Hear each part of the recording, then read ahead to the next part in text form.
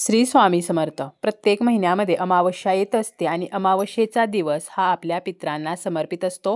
पितरांच्या पूजेसाठी, सेवेसाठी हा दिवस अत्यंत खास मानला जातो. अमावस्या तिथीला जर आपण पितरांची सेवा केली तर आपले पितर आपल्यावरती प्रसन्न होतात आणि आपल्याला आशीर्वाद देत असतात, ज्यामुळे आपल्याला पितरांचा कोणताही त्रास होत नाही. पितृदोष जो आहे तर तो सुद्धा नष्ट होत असतो.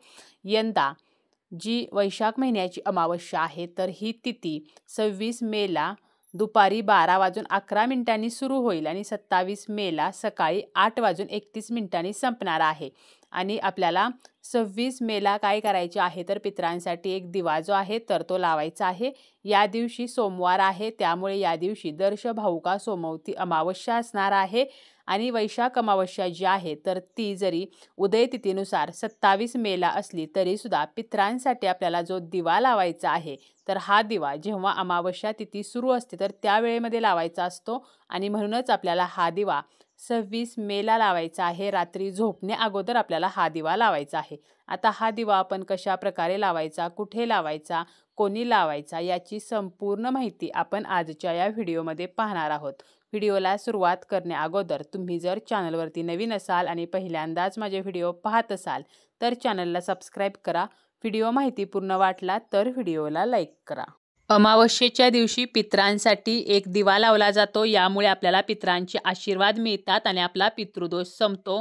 त्याचप्रमाणे पितरांसाठी आपण दिवा लावल्यामुळे त्यांच्या आत्म्याला शांती मिळते आणि त्या दिव्याजवळ येणारे जे सूक्ष्म जीव आहेत, कीटक आहेत, तर ते सुद्धा काय करतात तर कीटक सूक्ष्मजीवांना खातात आणि ते तृप्त होतात. त्यामुळे अप्रत्यक्षरित्या अन्नदानाचे पुण्य जे आहे तर ते सुद्धा आपल्याला मिळत असते. आता पितृदोष जो आहे तर तो निवारण्यासाठी आपल्याला हा उपाय करायचा आहे. परंतु पितृदोष जो आहे तर याची लक्षणे काय आहेत, पितृदोष का निर्माण होतो, तर पितर म्हणजे आपले पूर्वज आणि आपण पूर्वजांचा अपमान केला किंवा आपण जर पूर्वजांना विसरलो तर आपल्याला पितृदोषाचा सामना करावा लागतो. एखाद्या व्यक्तीच्या मृत्यूनंतर त्याचे अंतिम संस्कार किंवा अंतिम विधी व्यवस्थित केले गेले नसतील किंवा एखाद्या व्यक्तीचा अकाली मृत्यू झाला असेल तरी सुद्धा त्या व्यक्तीशी संबंधित कुटुंबाला पितृदोषाचा सामना करावा लागतो. पितृदोष जो आहे तर तो एका पिढीतून नसतो तर पिढ्यानपिढ्या तो चालू असतो. म्हणजे पितृदोष जो आहे तर तो 3 पिढ्यांपर्यंत, 7 पिढ्यांपर्यंत लागू शकतो. पितृदोष म्हणजे काय तर एक प्रकारची ही नकारात्मक ऊर्जा आहे जी पिढ्यानपिढ्या टिकून आहे आणि यामुळे आपल्या कुटुंबाची कधीही प्रगती होत नाही. आता आपली मुले जर आपलं ऐकत नसतील किंवा कुटुंबातील सर्वांचे आपण कितीही केले तरी सुद्धा आपल्या बाबतीत प्रत्येकजण वाईट बोलत असेल, घरामध्ये नवरा बायकोमध्ये सतत मतभेद, भांडण होत असेल, सततचे आजारपण सुरू असेल, दवाखाना मागा लागलेला असेल किंवा काहीच आपल्याला करावंसं वाटत नाही, फक्त झोपून राहावेसे वाटत असेल, घरामध्ये पैसा टिकत नाही, अनावश्यक खर्च जो आहे तर तो वाढलेला आहे, घरामध्ये सतत कलह, किरकिरी सुरू आहेत, जॉब, व्यवसाय यामध्ये यश मिळत नसेल, सतत आर्थिक नुकसान होत आहे किंवा कोर्ट कचेरीचे प्रश्न सुटत नसतील, आपल्या घरामध्ये अपत्य प्राप्तीसाठी जरी अडचणी येत असतील किंवा मुलांची लग्ने लवकर होत नसतील तरी सुद्धा ही सर्व जी लक्षणे आहेत तर ती पितृदोषाची आहेत. पितृदोष जो आहे तर तो आपल्याला लागलेला आहे आणि म्हणूनच आपली प्रगती जी आहे तर ती होत नाही. आणि म्हणून आपल्याला काय करायचं आहे तर या दिवशी आपल्याला संध्याकाळी म्हणजे रात्री झोपण्यापूर्वी एक दिवा जो आहे तर तो आपल्याला पितरांसाठी लावायचा आहे.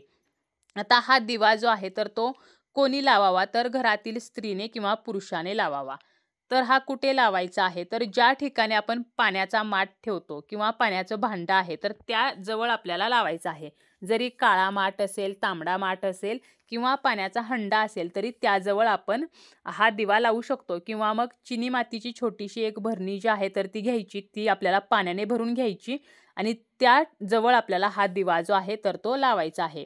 आता दिवा लावताना आपल्याला दक्षिण दिशेला तोंड करून हा दिवा लावायचा आहे. इतर दिवा जेव्हा आपण लावतो त्या दिव्याचं कधीही तोंड हे दक्षिणेला असू नये, परंतु पितरांसाठी दिवा लावताना आपल्याला दक्षिण दिशेला तोंड करून हा दिवा जो आहे तर तो लावायचा आहे.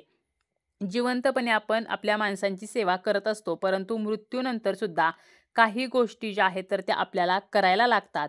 आता दिवा घेताना शक्यतो तो आपल्याला कणकेचा घ्यायचा आहे, परंतु कणकेचा दिवा बनवणे शक्य नसेल तर मग मातीचा दिवा किंवा मातीची पंती जी आहे तर ती आपल्याला घ्यायची आहे. कणकेचा दिवा आपण घेणार असू तर आपल्याला काय करायचं आहे, तर कणिक घ्यायची आहे. त्यामध्ये आपल्याला गुळाचं पाणी म्हणजे पाणी घ्यायचं, त्यामध्ये गूळ जो आहे तर तो विरघळवायचा आणि या पाण्याचा वापर करून आपल्याला गोडाचा कणकेचा दिवा तयार करायचा आणि हा दिवा लावायचा किंवा आपण मातीचा दिवा घेऊ शकतो. यानंतर आपल्याला काय करायचं आहे, आता ह्या दिव्यामध्ये आपल्याला तेल जे आहे तर ते कोणतं वापरायचं आहे, तर शक्यतो आपल्याला तिळाचं तेल जे आहे तर ते वापरायचं आहे किंवा आपलं जे तेल आहे तर ते वापरलं तरी चालेल. त्यामध्ये आपल्याला 5 ते 7 काळे तीळ टाकायचे आहेत किंवा उडीद जे आहेत काळे तर ते टाकायचे आहेत आणि हा दिवा आपल्याला दक्षिणेला वात करून प्रज्वलित करायचा आहे. जेवढा हा दिवा जळेल तर तेवढा आपल्याला जळू द्यायचा आहे आणि दिवा जेव्हा विझेल त्यानंतर किंवा दुसऱ्या दिवशी आपल्याला हा कणकेचा दिवा असेल तर आपल्याला तो दिवा विसर्जित करायचा आहे, झाडाखाली किंवा पाण्यामध्ये विसर्जित करायचा आहे. आणि मातीचा दिवा जर आपण घेतलेला असेल तर दिव्यातील उडीद किंवा आपण तीळ टाकलेले आहेत, वात आहे तर ते आपल्याला बाहेर फेकून द्यायचं आहे आणि दिवा जो आहे तर तो स्वच्छ करून ठेवायचा आहे. फक्त हा दिवा जो आहे तर तो आपल्याला पितरांसाठीच लावायचा आहे. इतर कोणत्याही शुभ कार्यासाठी या दिव्याचा आपल्याला वापर करायचा नाही. तर असा एक दिवा जर आपण रात्री झोपण्यापूर्वी पाण्याच्या भांड्याजवळ आपल्या पितरांसाठी लावला तरी सुद्धा आपल्याला पितृदोषाचा त्रास जो आहे तर तो होत नाही. आपले पितर जे आहेत तर ते प्रसन्न होतात आणि आपल्याला आशीर्वाद देतात.